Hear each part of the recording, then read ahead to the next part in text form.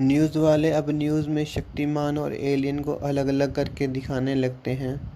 नवोत्तम तभी वैन के करीब पहुंचता है और साहिल से बोलता है कि अब सब मुसीबतें ख़त्म हुई, अब वो आसानी से मर सकता है।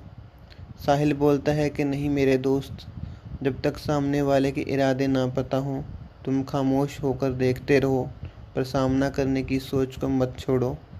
दोनों वैन में बैठते हैं और वैन ऑफिस की तरफ आती है, पर नवोत्तम साहिल को उसे रास्ते में ही छोड़ के जाने को बोलता है, क्योंकि उसके मन में नातिन का राज दबा होता है। सड़क से जाते हुए नवोत्तम देखता है कि शक्तिमान लोगों का कत्ल कर रहा है और फिर एलियन उससे फाइट करता है और एलियन शक्तिमान को रस्से से बांध के ले जाता है। टीवी देखने वाले एलियन की तारीफ कर रहे होते हैं न्यूज़ देख के। फिर वैसा ही कुछ दूसरी जगह पे होने लगता है, किसी दूसरे रूप में, फिर तीसरी पे, फिर अगली बार शक्तिमान के रूप में। इतना सब देखने के बाद लोग और नवोत्तम सब एलियन पे शक करने लगते हैं। कुछ ही समय के बाद शक्तिमान और एलियन नवोत्तम के सामने ही बिल्डिंग में झगड़ते दिखाई देते हैं। नवोत्तम थोड़ा अलग होकर शक्तिमान के रूप में छत पर जाता है और दोनों से झगड़ा करने लगता है। दोनों शक्तिमान से फाइट करने लगते हैं।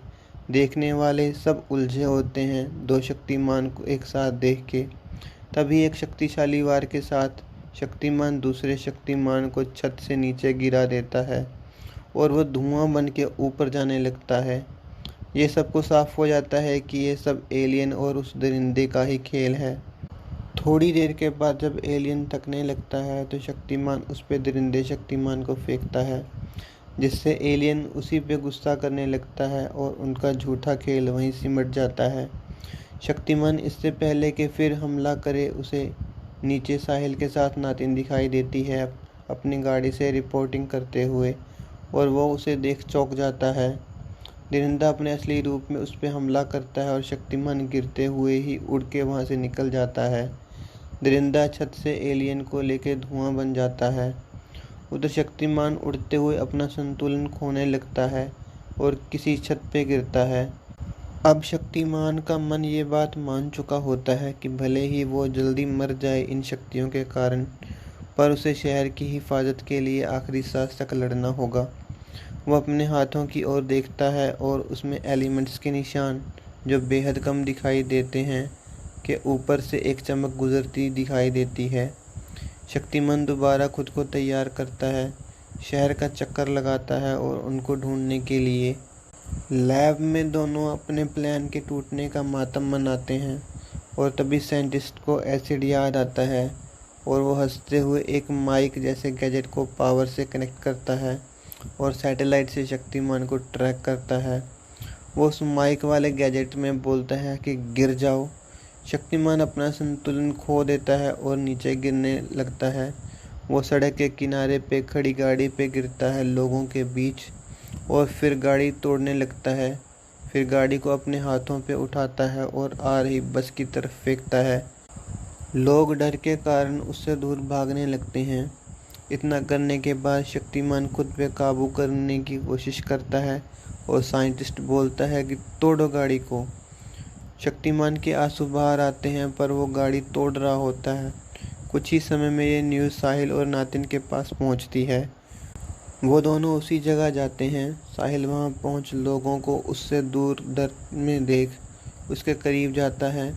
वो उसकी हालत देख उस पर दया दिखाता है कि तभी शक्तिमान साहिल पे हमला करता है और उसे दूसरी ओर फेंकता है। नातिन साहिल को संभालने के लिए आगे बढ़ती है तो शक्तिमान उसे भी बालों से पकड़ के उठाता है, मगर उसका चेहरा आंसुओं में भीगा होता है। वो अपने वश में नहीं होता और यह उसके चेहरे से दिखाई दे रहा होता है। साहिल शक्तिमान पे हमला करता है। शक्तिमान की शक्ति बढ़ रही होती है, मगर वो एसिड के कारण अपनी हालत समझ नहीं पा रहा होता। तभी एक पत्थर शक्तिमान को आके लगता है और उसके खून के साथ एसिड बाहर निकलना शुरू होता है।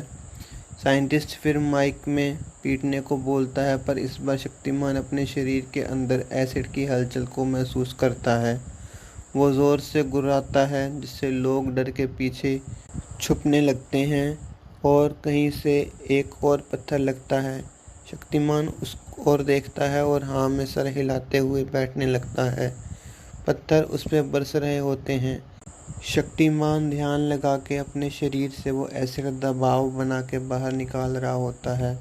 उसका शरीर किसी चमड़ी के रोगी के जैसा डरावना दिखाई देने लगता है एसिड के कारण। साइंटिस्ट के बार बार बोलने पे कुछ नहीं होता तो वो उस माइक जैसे गैजेट को तोड़ने लगता है, चीखने लगता है। उसे यूं बेकाबू देख दरिंदा भी धुआं बन के जाने लगता है लैब से।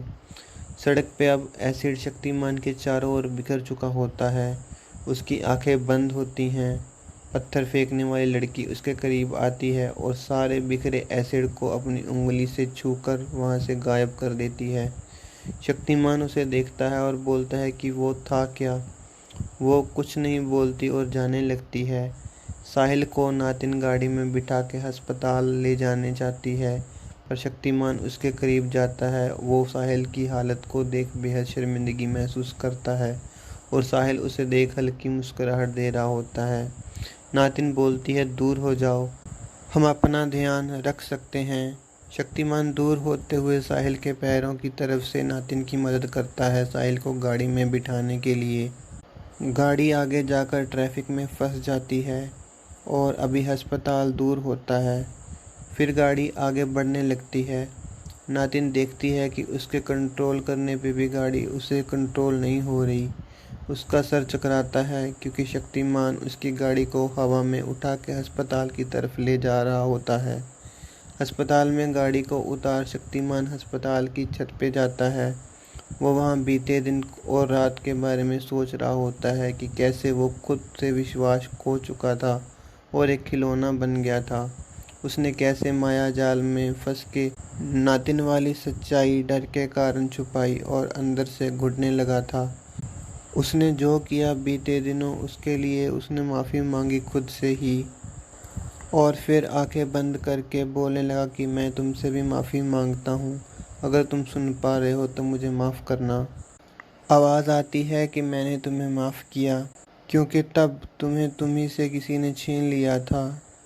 हम जल्द मिलकर बातें करेंगे और आज की पहली मुलाकात भी अच्छी रही। शक्तिमान चौंकने की बजाय मुस्कुराता है और बोलता है कि अगली मुलाकात में बातें ज़रूर होंगी। कैमरा फिर साहिल का इलाज चल रहा दिखा के बाहर आने लगता है। नातिन बाहर बैठी कुछ चित्रकारी कर रही होती है, लिख रही होती है साथ में। छत के ऊपर शक्तिमान ध्यान में उतर चुका होता है और पूरे शहर को उसके शोरगुल के साथ दिखाते हुए कैमरा बंद हो जाता है।